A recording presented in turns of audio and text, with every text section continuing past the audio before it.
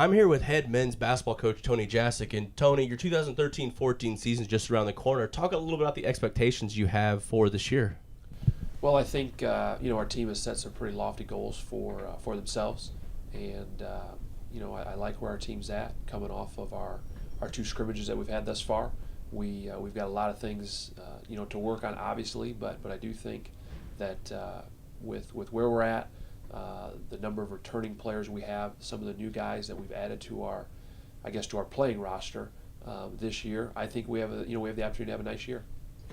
Now let's talk about some of the players you do have back. Let's go position by position, starting with guards. Talk about who you have at the position, who you think can step up for you. Well, obviously, we return Pierre Bland, who started for us down the stretch and did a really nice year. He's having a good start to his senior year. We have added a freshman in Mo Evans, who has seen significant time and done pretty well, learning the position, learning our system, and adjusting to the game at this level. And then we've also got Isaiah McCray back, who did a nice job for us at the point, in spurts last year, and we'll be asked to do the same this year. Now, what about the other two guard spots? Who do you return? Kind of trying to fill the void left from all-time leading scorer Frank Gaines. Yeah, losing Frank was kind of a big hole. We really feel that Joe Edwards can step in and help us in that category. Feel like maybe he was stunted a little bit because of playing, I don't want to say behind Frank, but having Frank at the same position, and we're really hoping he has a breakout year. I also think Isaiah McCray has done really well on the perimeter. He's a guy that I'm going to mention at a couple of different positions because I do think he's one of our more versatile guys. He's a guy that we think can defend at an elite level and will help us in a number of spots. With that being said, at the wing, we've also got Herb Graham and Kevin Harden, who are still coming back off of injuries. We expect them to be ready to go here in the next couple of weeks, and both have an impact on our team as we go through the year. Now let's talk about the four position, the power forward, if you will. Talk about who you have coming back from there, and who do you expect to see a lot of playing time. Well, last year we split time. Kind of Louis Jacobo played some at the 3 and some at the 4. He'll do that again. Obviously, we think that he provides us some scoring punch. I think he's got the ability to stretch the defense with the way he shoots it. So he'll be called upon to play a little bit of both. Obviously, Mike Kibolowski, returning senior, has shot the ball really well thus far. Early in the year, seems to be about as healthy as he's been in a long time, and it'd be great if he had a full senior year where he could come out and compete and really finish his career the right way. Based on his health. And then Joe Reed will play both at the 4 and the 5.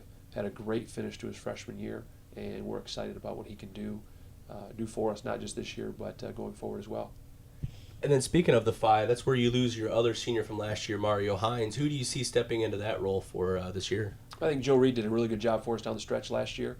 I think he's going to be another guy that's going to play a ton inside for us, whether it's the 4 or the 5. And really, we have pretty high expectations for Joe. And then I also believe Steve Forbes has an opportunity to impact our team. He redshirted last year, did a pretty good job getting his body right. I think he's healthy. I think he's in probably the best shape he's been in a long, long time.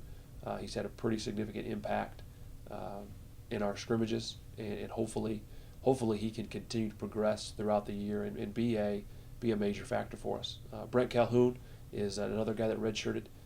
And he will, as he continues to develop and get accustomed to playing at this level, the speed of the game, the physicality of the game, I think that his role will continue to increase over time. One of the themes that I keep hearing is the versatility. Players can play multiple positions. What does that do to help you as a coach, knowing that you've got players that you can plug in at multiple positions? Well, I hope you hit it on the head. I hope we're more versatile.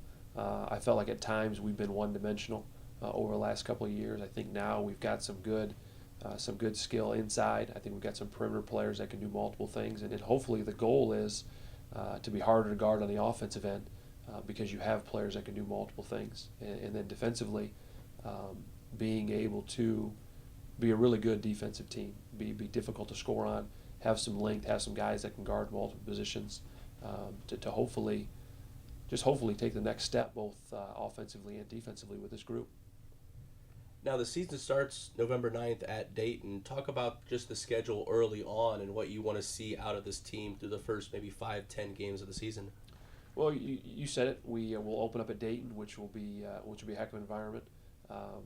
Give our guys a challenge right off the start, and then we're going to play in the Corpus Christi tournament, which I think will be a good test for us. We'll get a home game out of it that Monday, and then we'll go down to Texas and play Corpus Christi, Texas Pan American, and Tennessee Tech, three programs that are all very respectable, and we'll get a chance to kind of see where we're at right away in those first 2 weeks of the season. So I'm excited to see where we're at, get out, play some different people. We're going to play in kind of a tournament environment.